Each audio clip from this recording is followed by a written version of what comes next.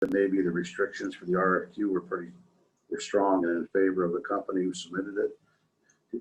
Did we get more than one bid? I've got 4 in here, so Okay, so that fear kind of goes away. All yeah, right. apparently that's not an issue. I was concerned that we narrowed it so much that we were only going to get one. Nope, we got 4. Commissioner Kirschner, we are now live on Facebook, and I'm starting the recording, so right at 10, you're good to go. Okay, thank you, Jim. No problem.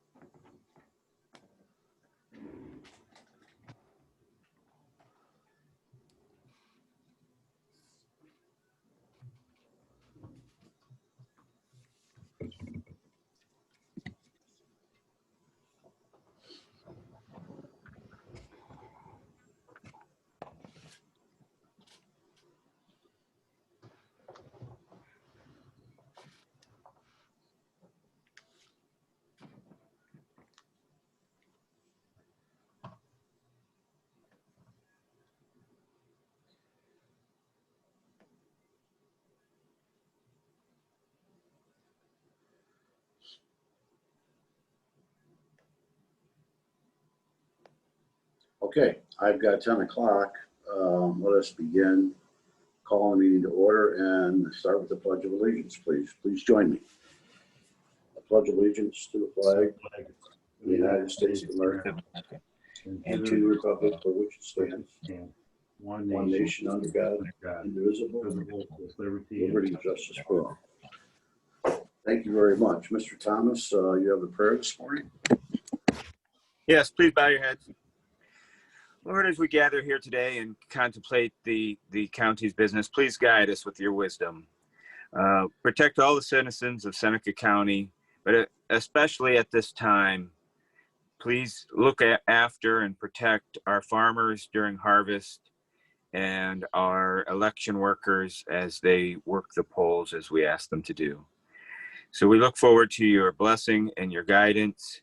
Please shine a light on all those who are struggling with depression or substance abuse and show them a path. In your name we pray, amen. Amen. Thank you. Vicki, you want to do a roll call for us, please? Commissioner Kirschner, Here. Commissioner Paradiso, Here. Thomas. Here. Okay, so it looks like the first order of business is we have some requests for qualifications opening for energy. Stacy, you want to handle that? I sure can. I have 4.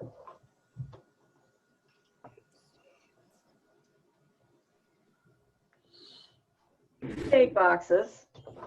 Wow. Yeah. Maybe there's an HVAC unit in that one or something. It might be.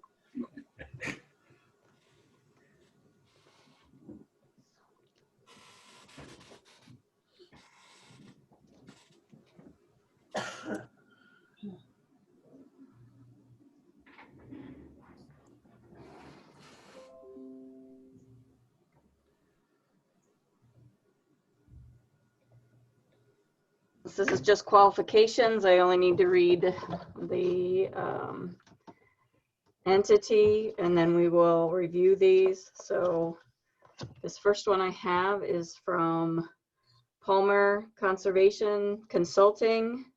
This is out of Middleburg Heights, Ohio.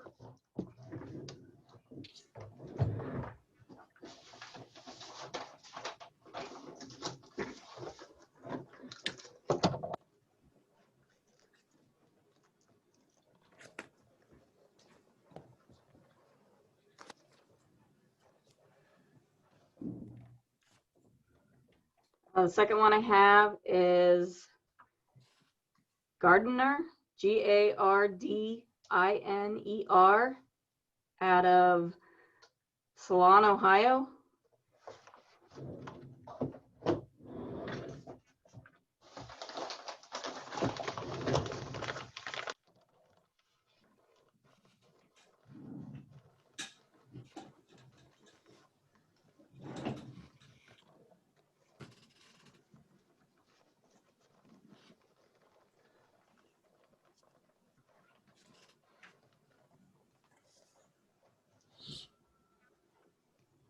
The third one I have is from Dynamix Energy Services out of Columbus, Ohio.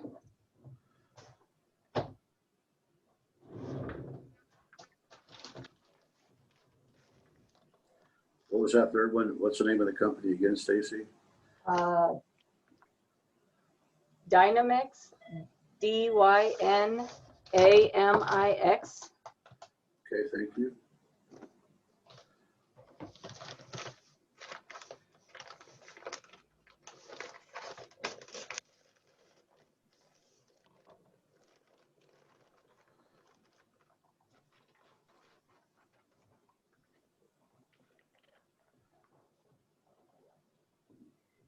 And the fourth one I have is from ABM, and they are out of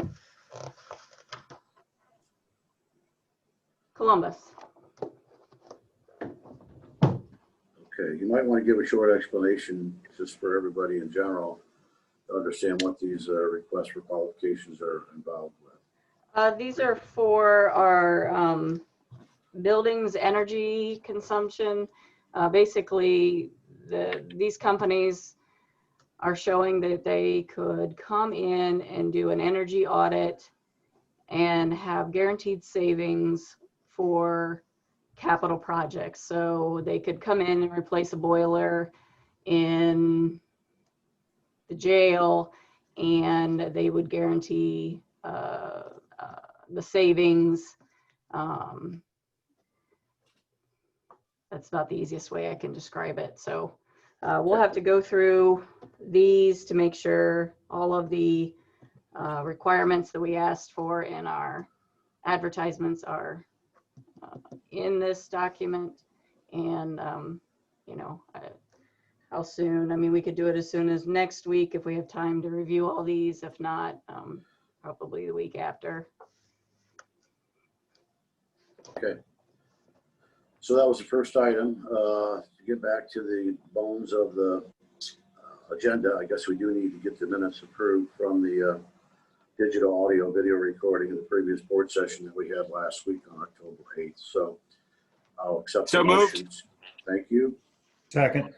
All right, Nikki, roll call, please. Commissioner Thomas, Yes. Commissioner Paradiso, Yes. Commissioner Kirschner. Yes. Stacy, we'll just continue with you onto the administrator's report. Yep. Let me share my screen. I have the CARES requests. And we have a few reimbursements. Veteran Services has some of their supplies. She's getting me a copy of the receipts, but she told me what these were for. They had done some minor remodeling just because of how their office was set up. They were all in the same offices, so they had done some remodeling to help keep the social distancing, safe distancing. So, and then ordered sanitizer, masks, different things. Public safety, as we're all aware that, you know, for personnel, they will cover, CARES money can cover not only salaries, but including the benefits. So this would be the health insurance premiums that the county pays to get reimbursed. We have some level A suits that they're requesting, washer and dryer, additional gear, protection gear for the Echo crew. We have the upgrade to the generator. Clerk of Courts is asking they purchase some hand sanitizer. For our office, we have some legal services with Clemens Nelson. developing some COVID policies. And then some additional pieces were needed for the equipment that we got for our boardroom, and then to do our notices and different events, Board of Elections. Jimmy has all that information. Common Pleas has asked for some reimbursements for some hand sanitizer, magistrate's computer, judge's computer. Prosecutor's office is asking additional pro book for teleworking, bought some masks. JFS is asking for additional equipment, some scanners to allow remote work, some additional monitors. And the first round we did back in August, we had approved $72,000 for some laptops. Them finally getting everything starting to come in, they needed an additional $13,834 for the additional ones. So it's about $85,000.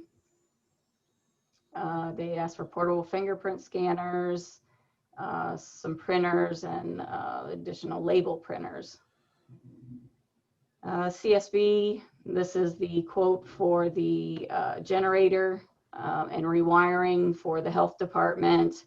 Currently, they pay in their lease that room that used to be used as a dental office. They have since moved out. The dental clinic has moved out. So John and the health department has kind of worked together. They're going to create that as a storage. Right now, they have their refrigerators for vaccines in different locations. So what they're going to do is consolidate it all into that one room, have a generator that just services that room. So that's what those quotes are for the generator, and then any of the shelving that's needed. So this week's total would be $173,592.88, which would bring our total so far to $1,073,106.87. And I can show you kind of where we are sitting at. These are the rounds we received, 1, 2, and 3. If approved, if this stuff was approved today, this is where we'd be at. This was the $1 million sub-grant that we agreed to last week. One question I had regarding that, the sub-grantees obviously have an admin cost. Instead of taking the admin cost off of the amount that we are contributing, would it be okay with you guys to above and beyond? So just using, like TCEP, there's about 10%. So instead of taking it off the 300,000, we were going to be giving to the entity, just giving the extra an admin fee. Does that make sense? Yes, I think it does make sense. It just allows them to have the full 300 to distribute out to the businesses, nonprofits, and instead of taking the admin fee off of that amount. I haven't talked to David about that or any of the others, but it's just something I thought of the other day, going through some of the program stuff with David. So, Do you have a number for admin? 10%. it's about 10% It's $100,000. for, I think GeoCap was a little more than 10%. Fostoria and Tiffin were 10%, and I think United Way were 10%. So yeah, about 100,000.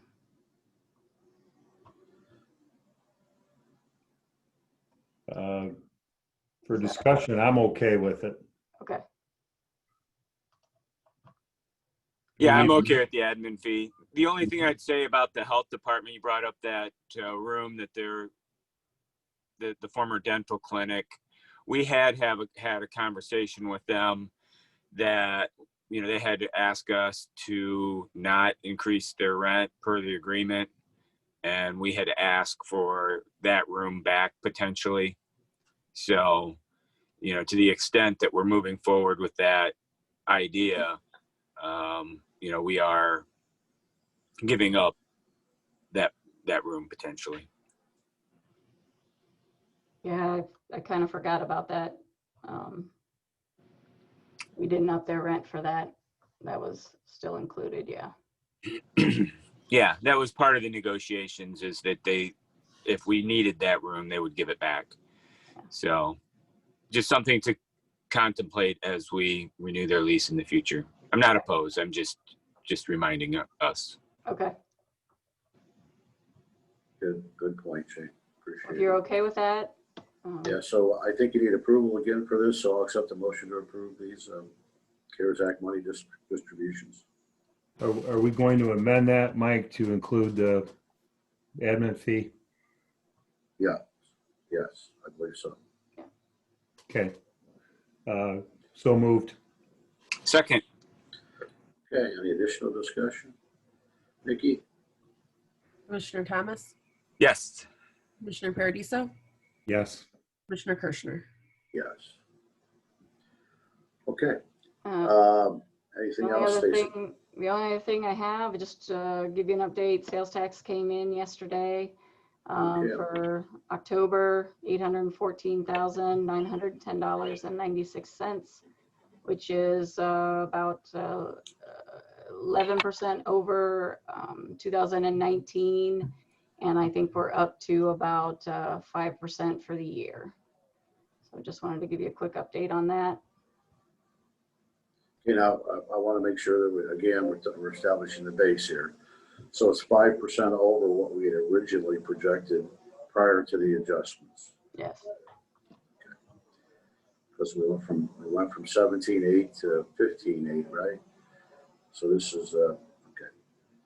Very good. Well, that's good news. Yes. That's very good news. So hopefully it continues. Yeah. That's Okay. all I have. All right, thank you very much. Well, I'll start with commissioner reports. We had a strategic planning update meeting Tuesday of this week. We talked about the 3 goals, which basically were facilities, transportation, and communications. Each of the commissioners has kind of charge of one of those areas. We did add a safety services goal as the discussions went, as we had discussions on Tuesday.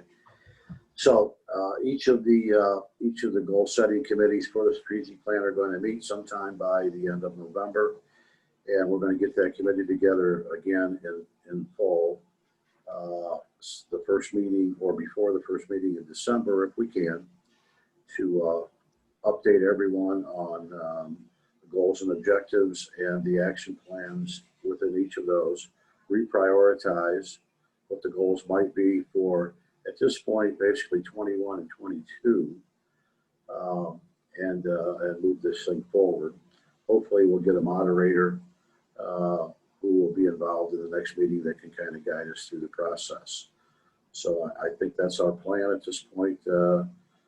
Stacy and gentlemen, any changes to that procedure? Okay. I see Commissioner Thomas already has his meeting set. Yeah, he's right. You know, Johnny on the spot, right? Okay, He's on the perfect. spot. I can't keep up with him. I think Yeah, Nick I owe just got some Charlene. buildings. Okay, so it's good. You know, I mean, I think that the big takeaway is that we are putting more of an emphasis on safety services.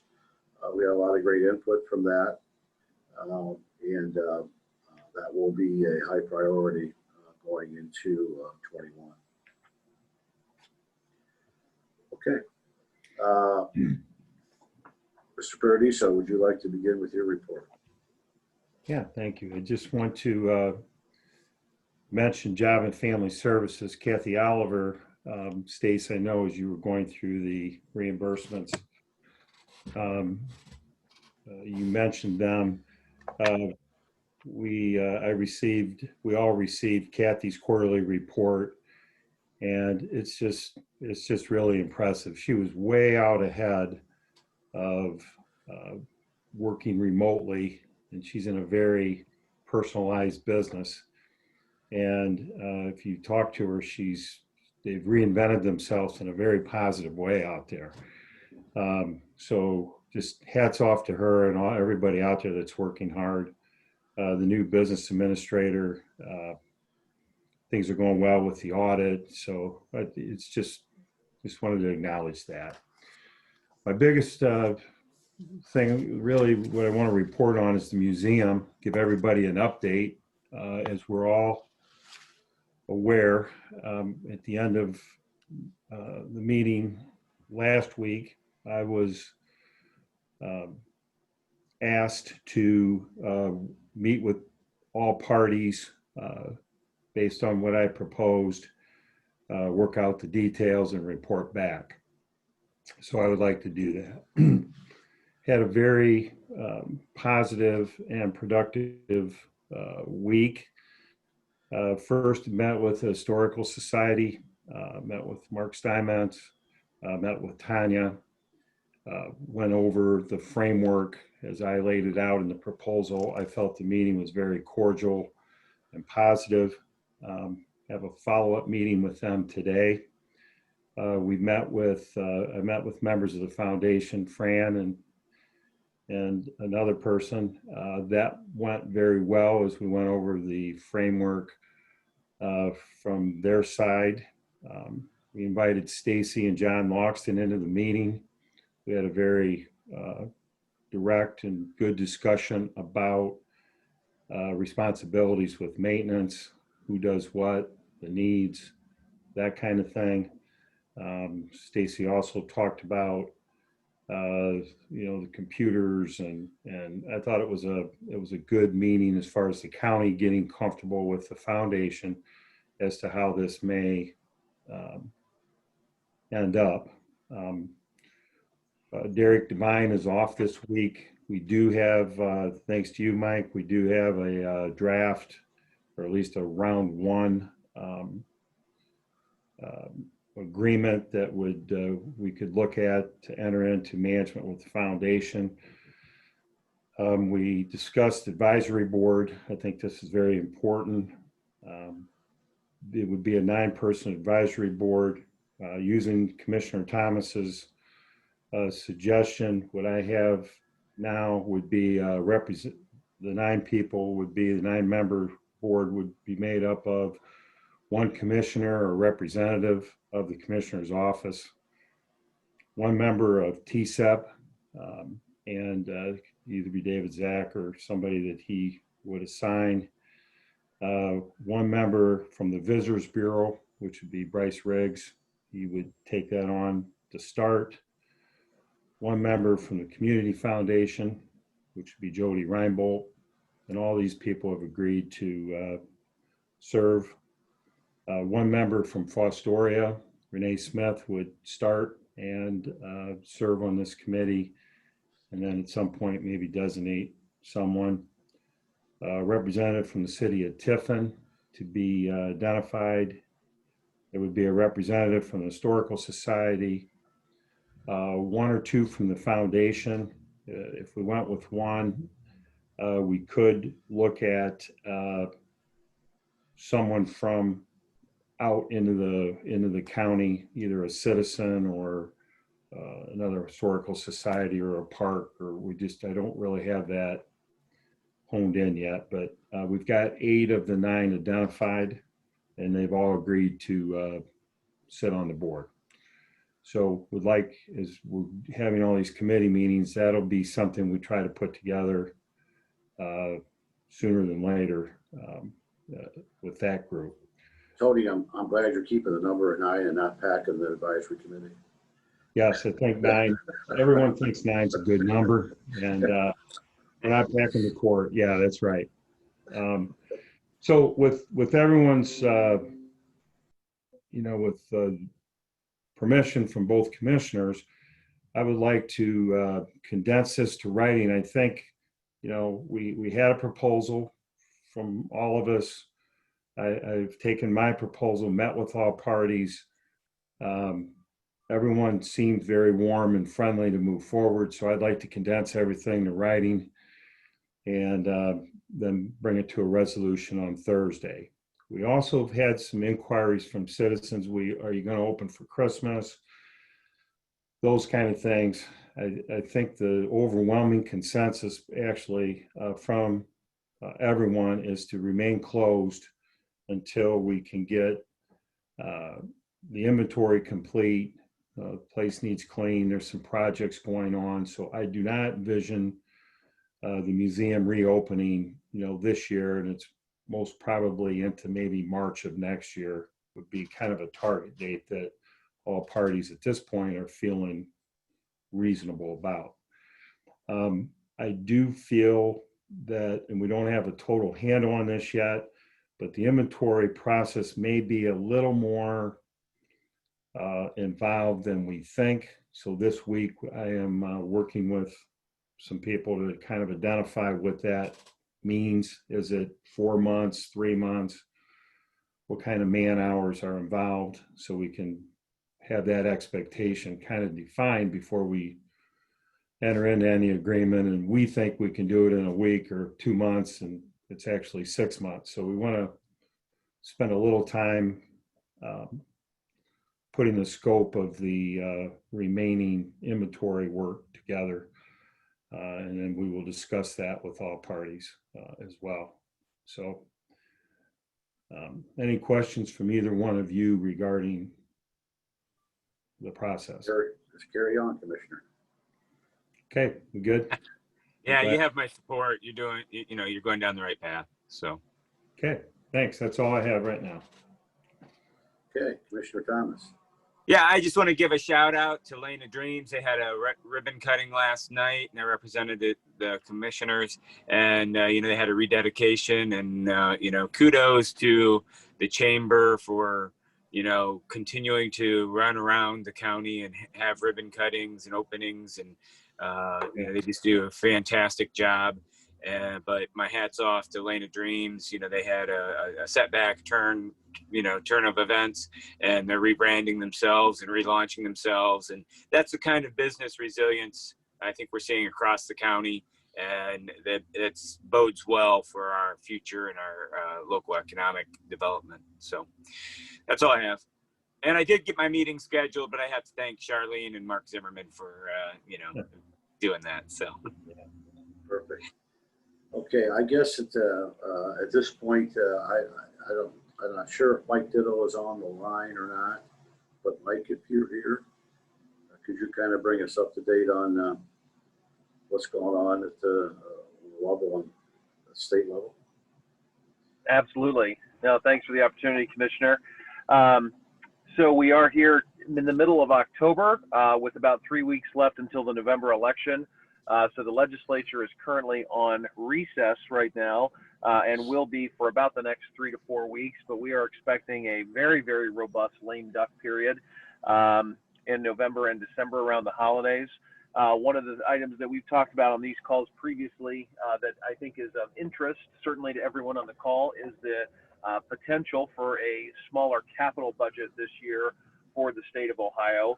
If you recall, back in the spring, the conversation centered around having approximately $150 million for community-based projects. We're not sure what that final number is going to be if they do have a capital budget, but we're anticipating it being a little bit smaller. We've done some work already, as you know, and working with the State Department of Agriculture and in concert with all of you in securing some of those funds for the fairgrounds earlier this year, which is one of the capital project requests, and we're going to pursue the other ones on your lists. We're doing that now and in earnest throughout the remainder of the month of October. So we'll have a better understanding, I think, what the legislature is going to be doing as we get into the first week in November, so roughly 2 weeks from now, and we'll be able to report back to you as well. One of the things that I wanted to also mention today is that our firm, Highbridge Consulting, is proud to bring on a new colleague, Spencer Gross, who's on the call this morning, and he is going to be helping us on capital budget projects and continuing my work and working with me and meeting with legislators and trying to make an impact for Seneca County. Spencer comes to us with a background working on Capitol Hill, working in the legislature, working in the state treasurer's office, and most recently has served as the government affairs director for the Ohio Realtors Association. Spencer is a great guy, and I think he will be a tremendous asset to the Highbridge team and in turn to you all in Seneca County. So hopefully you'll get a chance to meet Spencer in person here soon, but he's on the call today, and I apologize for not joining by video as I'm traveling in the car this morning. Perfect. Spencer, Thank welcome. you. Thank you all very much. I'm very happy to be here. Good. Well, Okay. if it's going to be a busy session after the election, I don't know if that's a lame duck. I think that's a four-legged duck. And we just happen to have a four-legged duck in our museum. So if they need a mascot, we have it. That's perfect. That's perfect. I'll make sure we pass that along. I'm going to put you on the marketing committee. Yeah, there you go. Jimmy, work up a video of that, send it on down, will you? I will get right on that. Okay, perfect. I understand that under any other old business to be brought before the meeting this morning. Okay, I understand that the folks from Martin Luther King Jr. Day Committee weren't able to attend today, so we will reschedule them for next week. Is that right? Yeah, they had some illness, so they would like to defer. Okay, very good. So we will continue on. Is there anybody by chance, and I don't suppose there is because they're so busy, anybody from the Board of Elections out there and give us an update on what's going on in that area? I assume that they're tied up pretty heavily and couldn't make it, but just in a chance that somebody might be out there. Commissioner, Jimmy Yes. Flint here, obviously. So I've been spending some time over there working with them, shooting some video for what they want to do is shoot some training videos for their poll workers. So that way, as a quick refresher, they can go and watch a video of how to set up, how to tear down. So we're working on that. Also, they've been really, really busy. So yeah, that's probably why they're not here. The early voting has started. And when I was in there a couple of days ago, I think on Tuesday, they had already had, I think, 1,100 people vote in person early, and they've sent out more than 8,000 absentee ballots. So that's kind of the quick report. I can try to have somebody come in next week from over there to give more information. Maybe if we can get some, I mean, they don't have to be there because I understand that they're extremely busy, but if somebody can maybe get us some numbers about early voting and any other thoughts they have, how they doing with poll workers, we can make that plea again to make certain that they're okay. The last thing I understood is they were having some difficulty on the Dem side finding folks to work that are affiliated with the Democratic Party. Yeah, that's correct. They're really close, but they could always use a few more. So if you are interested, you can call their office 419-447-4424. If you're interested in being an election worker, there's still plenty of training dates left as we get close. Maybe not plenty, but if you want to get in, you could probably call the next couple of days, and I will get that information for you for next week. If they can't come over, I'll go ahead and report on it quickly. Okay, we just want to keep everybody aware of the fact that they could use additional poll workers, and there is some training scheduled still. So if you have a notion or if you've been procrastinating about it, now's the time to act. Mike, I actually just was able to find some publicly available data on voting in Seneca County. I can run through a couple quick numbers if you'd like. Sure, please do. Looks like nonpartisan ballots, there have been 3,531 pulled, Green Party 6, Libertarian 7, Democratic Party 2,481, Republican Party 3,156. So it looks like it might be crossing over that 9,000 mark now at this point. Spencer, I appreciate the quick research. Sure. Thank you. Okay. I just want to shout out to you, Mike. I just want to shout out to you and Stacy and Holly, Stacy and Fred Zoller for planning ahead with the Board of Elections and the facility that we built downtown. Because in Sandusky County, they have a very small lobby and they've erected a tent out back to do early voting. And so the fact that we have such a stellar facility, we're able to accommodate that early voting, and I mean, who would have thunk it, but it's been really a practical addition. So kudos to everybody who was on that planning committee. Nice of you to say. Thank you very much. Yes, and Commissioner, we was talking to Stacy this morning about some calendar issues. Would you want to bring that up, Stace? Yeah, We can all plan. We have all these committee meetings and it's crazy. So, yeah, just going through some of November, knowing there's some holidays. And with a lot of, we got some reporting due for CARES. We've got these committees we're working on. So the November 12th, I know Shane was having to attend another Zoom call for some other issues, so he wouldn't be able to attend our meeting. He would be at another meeting for the county. The holiday is right before that day. You know, we don't have anything scheduled right now. If it would be okay that we canceled the 12th. I guess if something comes up and we need something, we can schedule it for another day. But as of right now, I don't see the need for one.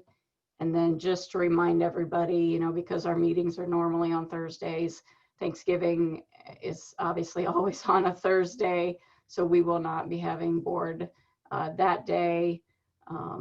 We haven't had a need for one yet. We can always reserve the right to reschedule one on a different day if needed, but those were kind of the ones in November. I talked to Tony about this morning if it's okay. Okay, very good. Very good. So the meeting on November 12th is canceled at this point. It can be substituted with another meeting if necessary, determined necessary by you. And as Commissioner Paradiso said this morning, we are canceling Thanksgiving. I just followed Commissioner Zoller's by canceling Christmas. Okay, let's. All right, perfect. Stacy, do We you got- want some budget hearings, or do we have a timeline on budget? You know, we've often talked about what our schedule is on that. So Yeah, I've been working with Julie to try to get some dates. She wants to try to get the revenue requests out because a lot of times our budget depends on the revenue. So yeah, I've been working on dates. I'll have dates for you or proposed dates for you for next week. Okay. I already feel behind the 8 ball, but I know that's going to happen this year just because of the unknown. yeah. Yeah, I think everyone should know we do have a lot of work sessions going on. We have EMS on the table as well. And just so the public understands, all 3 commissioners are, along with others in the county, are very involved with that. So there are a lot of moving parts going on there as well. Very good. We'll go on then to new business. Stacy, you want to talk about supplemental appropriations? Let me bring that screen up.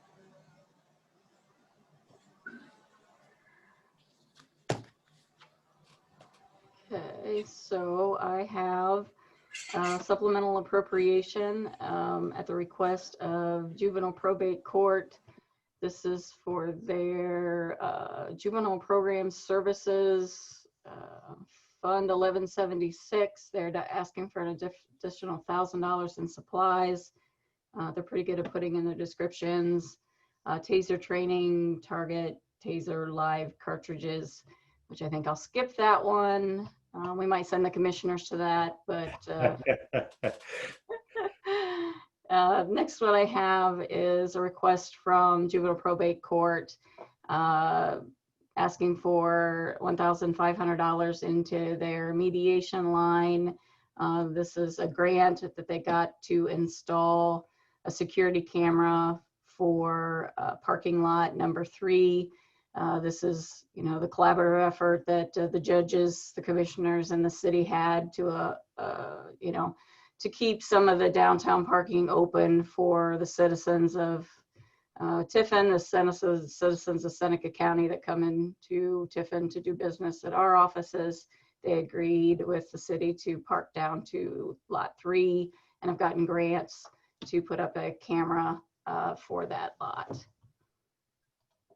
So my next one is request regional planning for the revolving loan, an additional $53 into home repair, an additional $5,320 for their private rehab. You see the descriptions. I have a request. This is for our CARES funding, putting an additional $80,000 into hospitalization. This is for the insurance premiums allowable under the CARES Act to pay for public safety, public health, human services for health insurance premiums. This is $1,500,000. This is for contract services, getting the amount put in place for our contract with TCEP, FEDC, GeoCap, and United Way. I have a request to put additional $49,000 into the PARS for the Coronavirus Relief Fund. Hey, Stacy, Sure. sorry. Yeah. Help me out. $1.5 million, is it $1.5 million? Or is it a, We did $1 million Yeah. for the projects. We'll need the additional 100,000 for the admin. And then some of the projects that we've got going on, like the cameras and stuff, that's the Okay. additional 400,000. It's all paid for out of the same line. got it. Okay, thank you. You're welcome. And then I have an additional $350,000 into salaries in the COVID fund, $5,000 into Medicare. This is at the request of our Lydia, a victim's assistance. They are actually doing some reductions. She had worked on some a couple weeks ago, but she's trying to close her year end and start her new. So she's doing a reduction of $1,150 from contract services, $8,575 from other expense, and $450 into travel for a total reduction. Get my email notifications off the screen. $10,175, which would be a reduction. And then she is doing increases for her transfers outline. This is preparing it to move to her new grant fund. So her transfers outline for $50,000 and $2,799.41 into our other expense to pay back the Attorney General's office. And then this is another reduction in her equipment line for $720. And I have some additional, she's got some increases, PRS for $500, Medicare for $500, other $750. She's got one increase, oops, back up. Increase for $150. And then back to decreases for $1,000, hospitalization, $500 workers' comp, $100 in supplies, $100 in travel, $2,000 in salaries for total balance. Reduction with the one increase is $5,600. And I think that is everything. Don't have another one.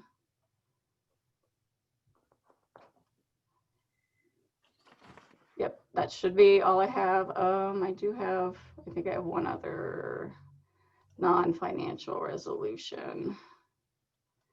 I can find that.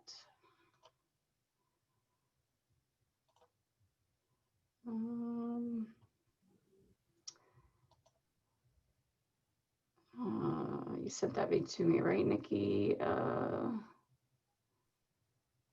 have it in front of me if you want me to read it, Stace. She sent me in a PDF. Maybe that's what, yep, I was looking at a Word document. I have a resolution authorizing the Seneca County Board of Commissioners to enter into an addendum to the agreement regarding sanitary sewers with the city of Tiffin.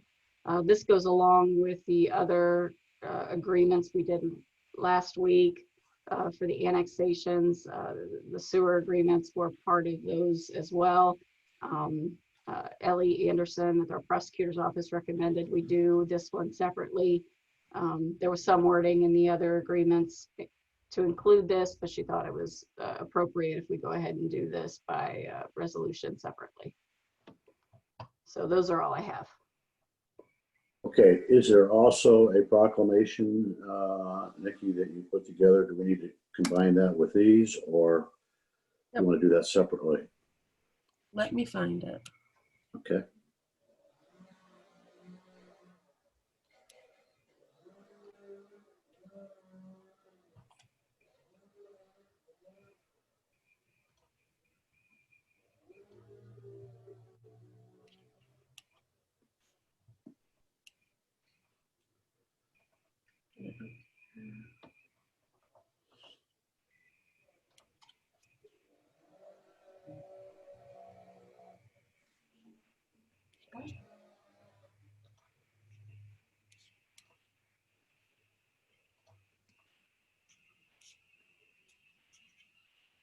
It should be up, Mike. The signature part looks weird, but it won't look like that when I print it. Okay. So this is a proclamation recognizing Helping Hands of Seneca County. They are a Facebook group, and our board of commission wishes to acknowledge the individuals who came together during a difficult time to help as many people as possible. Joe Goshi, Ann Devine, and Andrea Tronero are just a few examples of people who stepped up to help the group thrive since its inception in March of 2020. These folks, hardworking folks, made more than 50,000 masks for the community to help deal with the COVID-19 pandemic. Tronero started making face masks, and Helping Hands group was a perfect spot to coordinate the effort of the seamstress from across the county. About 175 people offered their time and talents. We acknowledge and appreciate also be shown to Crossway and Wellness Recovery House for their assistance. The organizer believes lives have been saved through these efforts, and we appreciate and acknowledge the selfless dedication of everyone that was involved in this. You know, everybody has ideas once in a while, right? And this one came to action. The mass number of 50,000 is just amazing. And there was a lot of work that went into this, and we just wanted to acknowledge these efforts and submit a proclamation to them, recognizing all that they have done. So this will be presented. I think there's a dinner that's going to honor these folks in the near future, and we wanted to make sure that we got out ahead and offered this proclamation. So with that, with all the appropriations and the resolutions and the proclamations, I would accept a motion for approval of these. Can I add one more, Mike? I think I missed one. Okay. There's one additional one on the agenda I didn't see for Job and Family Services into their public assistance line for $465,000. This is for their foster care placement cost money they have. They need appropriated. Sorry, I missed that. That's a big one to miss. They would have not been happy with me. You got all the $500 ones in there. Missed the I know. but yeah. Got the little one. Yeah, I see, but yeah. Okay, so I will now accept the motion. So moved. So moved. Thank Second. you.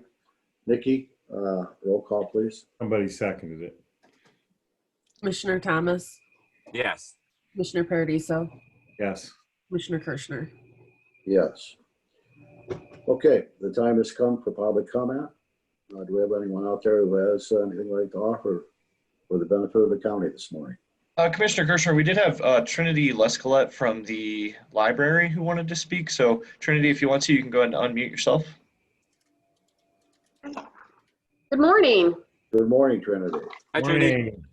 Hi. So I just wanted to share with you, if you didn't see our latest column in the Advertiser Tribune, the library is launching a COVID Blessings project. Now, we know that the pandemic has brought a lot of grief and stress and negative impacts to people and businesses and families, but there have also been some good things that have come out of it. You know, positive changes, new innovations, learning opportunities. And so we are calling these COVID blessings, and that's a term I stole from a library colleague. And we are encouraging the whole community to share their COVID blessings with each other. We're going to compile them. We've already started a blog on the library website. And this will give us an opportunity to reflect on what we do have to be thankful for. You know, maybe Thanksgiving isn't going to be the same this year. I know I'm not going to be spending it with 100 family members like I usually do. And so people will be able to go to our website and, you know, read about the things that we have to appreciate. And that could be something like a new skill that you learned, a new hobby you picked up. Maybe you tried some cooking and made some quarantine cuisine.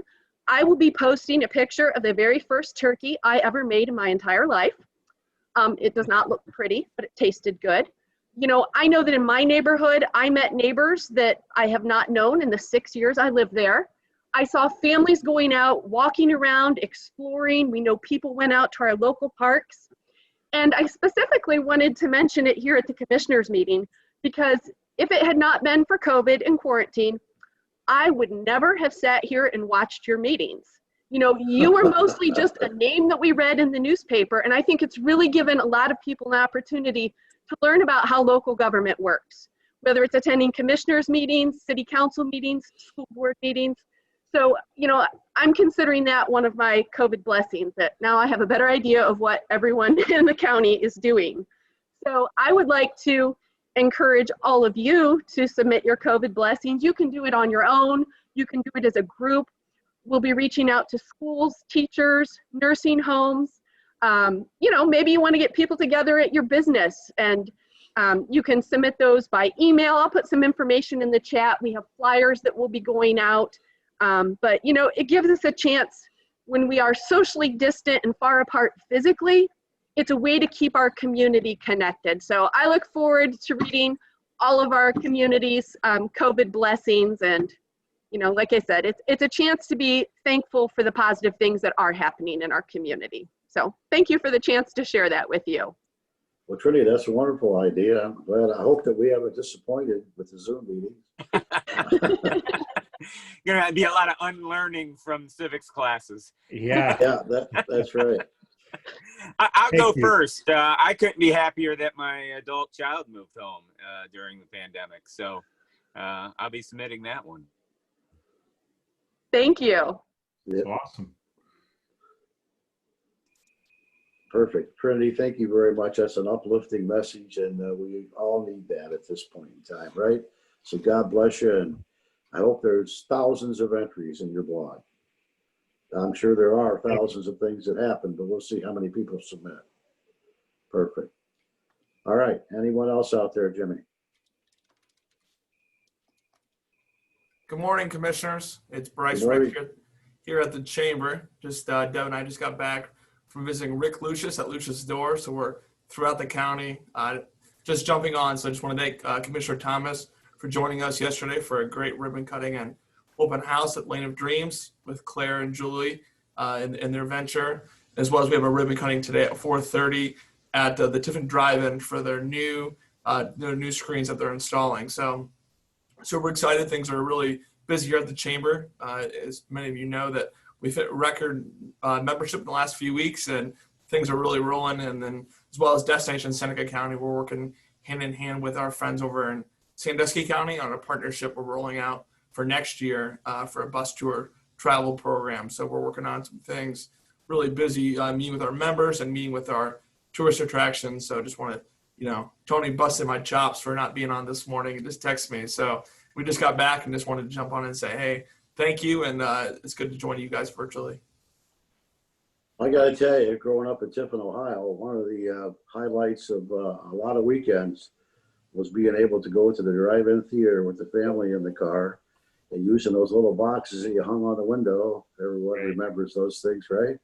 And we would have a huge grocery bag full of popcorn that Mom would make before we went there. And of course, the bottom was nothing but grease, but the popcorn was pretty good stuff. So at one point, I don't know if people remember this or not, but I'm sure many do, is they actually had a little bit of a petting zoo out there that you could, go over and see the animals and play Yeah, on the on the swing left sets. side, Mike, was that on Yeah, the where left side? they put some mobile homes in there later, but there was llamas and camels and I don't know where the heck they got them, but they were there.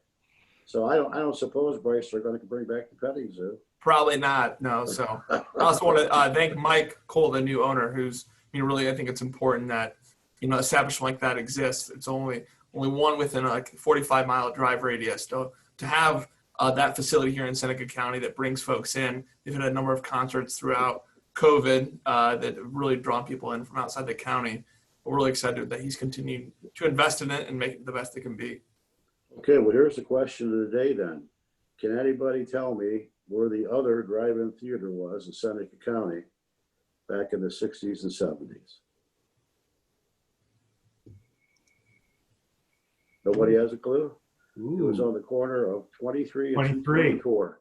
yeah. Yeah, it was Yep. because what you could do is go to the drive-in and then go right over to that little what was the name of that little restaurant that was there? You would go Yeah, to in across the evening? street. Yeah, all the way. Yeah, that's right. So there were actually two at one point. Lowe's halfway in. Was it Flo's? Yeah. Yeah, Awesome. that was the name of it. That's the place. So yeah, congratulations to them. That's iconic to have a drive-in theater in the county. It's certainly a great place to go with the family for a great evening. And then So- look forward to tomorrow. NBC 24 News is going to be at both Land of Dreams and the drive-in today. So that'll be on the news tomorrow. And so jump on, get a horse back riding course, and then go to the drive-in after you're done. So whole family affair here in our county. And I think are they featuring Indiana Jones in the They Temple are. of Doom? Yeah, that's the deal. Okay, great movie. Hey, Great Bryce, movie. What's up, Uh, Kamish? nice job. We are forming an advisory board for the museum. You and I talked about that. Yes. I believe you're working on an advisory board for Destination Seneca County as well, Correct. which would involve, stakeholders that we've all talked about. So I don't know if there's some overlap there, but these are all good things, and you and I might want to talk about that. Yep. Okay. And so I've met with a number of these stakeholders already. We've had conversations, and I have a list of folks that I'd like to be on our tourism council to start in 2021, and have a few meetings this week just to have some conversations with some of our folks that are stakeholders as well. And then I'll get with you and we'll talk through it. Yes, thanks. That'd be good. Okay, Jimmy. Anybody else out there? Audrey. You didn't think you were going to get away with not hearing from me, did you? Yeah, you can always hold No. Good morning, guys. Real briefly today, Bryce already mentioned two of the announcements. We were able to partner with the Chamber to work on both Lane of Dreams and the Tiffin Drive-In Theater. We've been having a great partnership with Bryce to be able to provide some assistance and then also do the PR for a lot of these rural businesses. So we appreciate that. Another announcement I wanted to mention to make sure you all saw was another rural business 5-star maintenance out in the county that is expanding into a new building. So we're very excited for them. You can find that story on our website, and it was also in the advertiser yesterday. Nothing new to update for downtown other than that the stickers for the downtown stroll are still on the sidewalk and the stories are still running on the downtown Facebook. So make sure you check those out before those both go away. And then I also did want to just mention that David and I are working very hard, have been working with Stacy, with Jimmy, with other county stakeholders, and also with a lot of township and village representatives to get the Seneca Cares program off the ground. You'll be hearing more about that coming up, but just wanted to let you know that it's going very well, and we are engaging with all the stakeholders to get that up and running. So thank Nice you. job. Are there any questions for TSEP today? Okay. David, Good I know job. you're on David, I know you're on the line here. Can you let us know if you've decided to break any of that money down, the CARES money, to nonprofits and to other businesses? So we'll have the details of that by the end of next week. But yeah, nonprofits will be included in what we're going to be working out with Stacy and recommending. Okay, because one of the things we want to emphasize with the TSEP part of the money is the nonprofits, because they were kind of the ugly stepsister on this stuff for a while, so we want to get that, So- make sure they're involved. Yeah. Okay. Yeah, DeWine did mention in his talk yesterday that he expects some help for nonprofits coming from the next round of COVID money that he has, and he feels pretty confident. And maybe Highbridge can opine on this, but that some of this money is going to get rolled forward, and those deadlines might get moved. So we just need to keep track of that. Yeah. I'm sure that Mr. Ditto will keep us informed. Or maybe Spencer at this point. Okay, anybody else out there, Jimmy? I don't see any, but just a reminder, I know there's a few people who are on the phone lines. If you're on the phone line and you'd like to make a comment at this point, you can hit *6 to unmute your line and you can come forward. If not, you can hit the unmute button on your computer or your phone, and this is your last chance. So going once, going twice. Okay, a lot of good work out there. Stacy and gentlemen, thank you very much. We will see each other again, same time, same network next Thursday. God bless and stay healthy, everyone. Thank you. Thank you. We are adjourned.